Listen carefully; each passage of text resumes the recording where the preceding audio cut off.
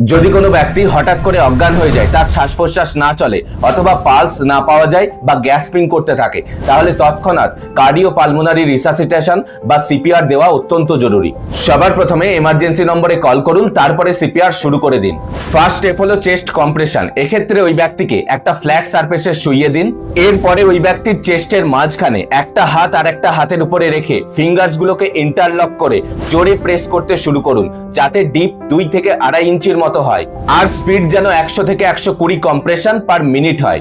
2 number step হলো rescue breath. যদি জানা থাকে তাহলে নোজ পিঞ্চ করে মাউথ টু মাউথ 2টো রেস্কিউ ব্রিথ দিন।